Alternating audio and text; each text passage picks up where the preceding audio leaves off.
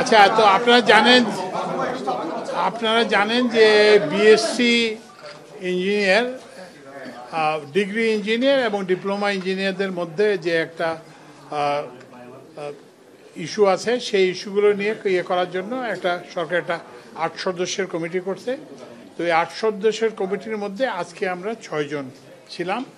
একজন সদস্য Abrar, CR professor উপদেষ্টা সিআর আবরার, উনি দেশের বাইরে আছেন। আরেকজন সদস্য উনি অসুস্থ, উনি আসতে পারেন নাই, প্রফেসর তানভীর, উনি আসতে পারেন না। আর বাকি আমরা ৬ জন ছিলাম। তো আজকে আমরা প্রধানত যেটা নিয়েছি যে এটার প্রসিডিওরটা কী হবে, আমরা এই কমিটিটা কীভাবে কাজ করব সেই সম্পর্কে সিদ্ধান্ত আমরা নিয়েছি। তো এইটার সম্পর্কে বিস্তারিত আমাদের কমিটির সদস্য অ্যাডভাইজার মাননীয় উপদেষ্টা সৈয়দ রিজওয়ান হাসান ব্রিফ করবেন। আমরা আজকে তো যেটা ফজল ভাই বললেন যে আমরা মোডালিটি কেমন করে এই কমিটি কাজ করবে সেটা ঠিক করেছি। প্রথম হচ্ছে যে সমস্যাগুলো আজকে এসছে, এগুলো আসলে আজকের সমস্যা না, এগুলো বহুদিন আগের সমস্যা। ফলে এইগুলো সমাধান করতে গেলে আমাদের সংশ্লিষ্ট সকলের সাথে কথা বলতে হবে। আমরা চিন্তা করেছি যে আমরা একটা ওয়ার্কিং গ্রুপ করে দেব। আসলে আজকে একটা ওয়ার্কিং গ্রুপ গঠন করা হয়েছে। সেই ওয়ার্কিং গ্রুপে মোট ১৩ জন প্রতিনিধি থাকবে। বিভিন্ন সংস্থা প্রধান যারা আছেন, যে সংস্থাগুলোতে ইঞ্জিনিয়ারদের রিক্রুট করা হয়, সেই সংস্থা প্রধানেরা থাকবেন এবং একই সাথে ডিপ্লোমা ইঞ্জিনিয়ারদের থেকেও ৩ জন প্রতিনিধি থাকবেন, ৪ জন প্রতিনিধি, মোট ১৪ জনের সমন্বয়ে এটা হবে। এবং এখানে জনপ্রশাসন এবং আইন এই দুইটার প্রতিনিধিত্ব থাকবে। তারা সকলে প্রথম যে কাজটা করবে তা হচ্ছে বিএসসি ইঞ্জিনিয়ার এবং যারা ডিপ্লোমা করেছেন তাদের বক্তব্যগুলো আগে শুনবেন। পরবর্তী কার্য দিবসে তাদের বক্তব্যগুলি শুনবেন এবং শোনার পরে তারপরে ইঞ্জিনিয়ারিং সেক্টরে, সেটা আমরা বিএসসি বলি আর ডিপ্লোমাই বলি, সেখানে যারা প্রণিধানযোগ্য আছেন, যারা বিষয়গুলো সম্পর্কে ভালো ওয়াকিবহাল আছেন, তাদের বক্তব্য এই ওয়ার্কিং কমিটি শুনবে। তারপরে এখানে অনেক আইনগত বিষয় আছে, সেগুলোর অনেক কাগজপত্র দিয়ে যাওয়া হয়েছে, সেগুলো সবগুলো দেখে তারপরে আবার তারা আমাদেরকে ব্রিফ করবেন এবং সেই মোতাবেক আমরা আগাবো। এর মধ্যে আমাদের একটা অনুরোধ থাকবে সকলের কাছে, যে যেহেতু এগুলো আসলে অনেক পুরনো বিষয়, এটা নতুন কোনো বিষয় না, সেহেতু আন্দোলন যারা করেন তারা যেন জনদুর্ভোগের সৃষ্টি না করেন।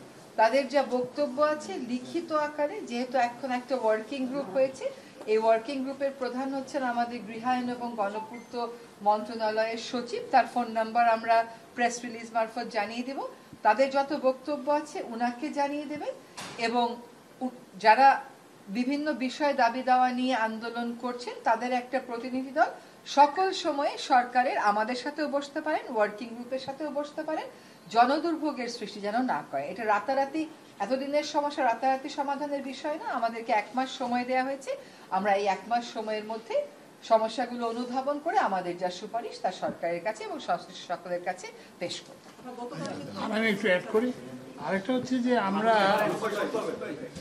আমরা আরেকটা জিনিস করবো, আমরা কমিটি হিসেবে কিন্তু ওদেরকে মিট করবো।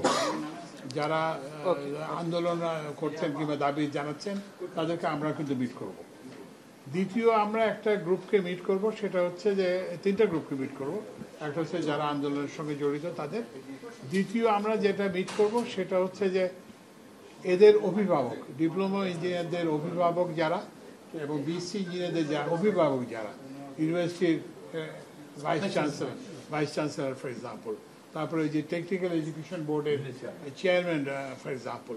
তো এইরকম যাদের কথা ওনারা শোনেন তাদের সঙ্গে আমরা মিট করব। আরেকটা হচ্ছে যে প্র্যাকটিক্যাল লেভেলে কি হচ্ছে, কেন এই সমস্যাটা হচ্ছে, এটাকে বোঝার জন্য আমরা ইঞ্জিনিয়ারিং ক্ষেত্রে যারা রিক্রুটমেন্ট করেন, সবচেয়ে বেশি এমপ্লয় করেন, যেমন পিডব্লিউডি, তারপরে হচ্ছে যে এলজিইডি, পাওয়ার ডেভেলপমেন্ট বোর্ড, এদের সংস্থাপদের সঙ্গে আমরা বলবো। এটা কিন্তু আমরাও বলবো। ওই শুধুমাত্র যে ইয়ের সঙ্গে বলবে তা না। আমরা ওয়ার্কিং গ্রুপ ছাড়া আমরা বলবো। গতকালকে রাতে তো আপনারা বসছিলেন তাদের সাথে, এবং যেই প্রসেসটা বলেন সেটা তো লং প্রসেস, এখন তো শাটডাউন সব বিশ্ববিদ্যালয়, এই ক্ষেত্রে এখনকার সমাধানটা কি আসলে এই শাটডাউন আশু করণীয়টা কি? আচ্ছা, না এখনকার সমাধান তো এই যে যেটা বললে এটাই সমাধান। এই যে আমরা আপনাদেরকে যে যে মেসেজটা দিলাম, ওনারা তো ধরেন এখন থেকেই যে কোনো সময় আমাদের ওই যে ওয়ার্কিং গ্রুপের সঙ্গে বসতে পারেন। কিন্তু যেমন ধরেন এখানে একদিকে 3 দফা দাবি আছে আর একদিকে 7 দফা দাবি আছে। তো আমরা তো প্রথমে শুনতে হবে, বুঝতে হবে, এটার প্রস এন্ড কনস তো জানতে হবে। আমরা তো এখন বলতে পারবো না যে একটা ঘোষণা দিতে পারি না যে আমি 3 দফা মেনে নিলাম কিংবা 7 দফা মেনে নিলাম কিংবা এখান থেকে 2 দফা মানলাম, এখান থেকে 1 দফা। আমাদের আগে তো শুনতে হবে, জানতে হবে, বুঝতে হবে, তারপরেই তো করতে হবে। এর মধ্যে আমরা যে এই যে আপনাদের মাধ্যমে আমরা জানতে চাই যে আমরা এটা নিরপেক্ষতার সঙ্গে কোনো কারো পক্ষপাতিত্ব না করে আমরা এই সমস্যার একটা ন্যায্য সমাধান খুঁজতে চেষ্টা করব। এবং আমরা আশা করব যারা এই বিএসসি প্রকৌশলীদের যারা অভিভাবক তারা ইয়েদেরকে তাদের যে তারা ছাত্র কিংবা তাদের ইয়েকে বোঝাবেন, সদ্য পাস করা ইয়েকে, এবং যারা ডিপ্লোমা ইঞ্জিনিয়ার নেতৃত্ব ওনারা যে আছেন ওনারা যে ওনাদেরকে বোঝাবেন যে এখন তো আন্দোলন করছেন, তো এটা তো হয়ে গেছে যে আপনারা তো এই যে সরকার তো এটাকে সিরিয়াসলি নিছে, 4 জন উপদেষ্টাকে দিয়ে এবং অন্যান্য ওনার সেক্টরের নেতৃত্ব দিয়ে করছেন, আমরা তো দেখছি। তো এখন তো আন্দোলন করে কোনো লাভ নেই। গতকাল আপনারা আহ্বান জানিয়েছিলেন কিন্তু সেই আহ্বান তারা মানেনি। আজকে আপনারা যে না আহ্বান ওনারা মানেননি, কথা ঠিক না। আহ্বান ওনারা মেনেছেন, কারণ ওনারা তো শাহবাগে ছিলেন, শাহবাগ থেকে ওনারা ইয়েতে গেছেন।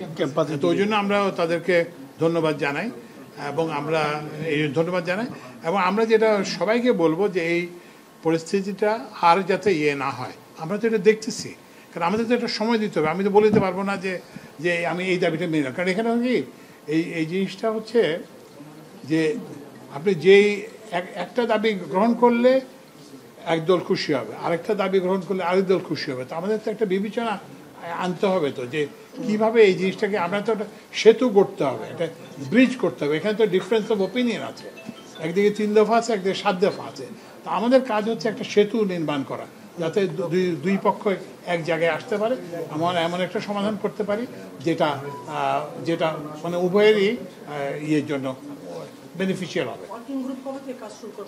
আজকে থেকে শুরু করে দিয়েছে। শুরু করে দিতে হয়তো হবে। প্রথম মিটিংটা হবে আগামী সপ্তাহের রোববারে, প্রথম ওয়ার্কিং ডে। ওখানে আপনাদের সাথে না ওয়ার্কিং গ্রুপ। ওয়ার্কিং গ্রুপের সঙ্গে। কিন্তু আবারও বলছি যে যদি ওরা যখনই মনে করবে যে আমাদের সাথে কথা বলার দরকার, আমাদের ওরা ডোর কথা ওপেন, বলতে আমাদের পারে। Door open, G. We are open. Thank you, thank you. আছে স্যার, শাটডাউন করছে বিশ্ববিদ্যালয়গুলো, তো সেক্ষেত্রে কি আহ্বান করবে স্যার? না সেটা না, ওইটার ব্যাপারে তো আমরা তো বললাম যে এখন তো আমরা তো এটা কোনো প্রয়োজন দেখি না। স্যার আরেকটু ডানে যাবেন বিশ্ববিদ্যালয়গুলো যে শাটডাউন আছে ওখানে ভাইস চ্যান্সেলর সাহেবরা স্যার আছেন। স্যার আরেকটু ডান দিকে যাবেন স্যার তো আরেকটু ডান ভাইস দিকে চ্যান্সেলর সাহেবরা তো এগুলো দেখবেন, প্রতিষ্ঠানের প্রধানরা দেখবেন, সংস্থা প্রধানরা দেখবেন। যেমন আমার একটু আগে আমি নেস্কোর সাথে নেস্কোর যে ম্যানেজার তার সঙ্গে কথা বললাম। তো এখানে তো সংস্থা প্রধানের দায়িত্ব আছে, আমাদের তো 4 সদস্যের উপদেষ্টা কমিটি তো আর সব কিছু করতে হবে। ধন্যবাদ। বসছেন তাদের সাথে, ওনাদের শাটডাউন দিবে না বা ওরা এরকম আশ্বস্ত হয়েছে যে মানে গতকালকে মানে বসছিলেন তাদের সাথে। না তখন আমাদের সামনে এটা আমরা তাদেরকে বলছি যে এটার আর কোনো প্রয়োজন নাই। ঠিক আছে, থ্যাংক ইউ।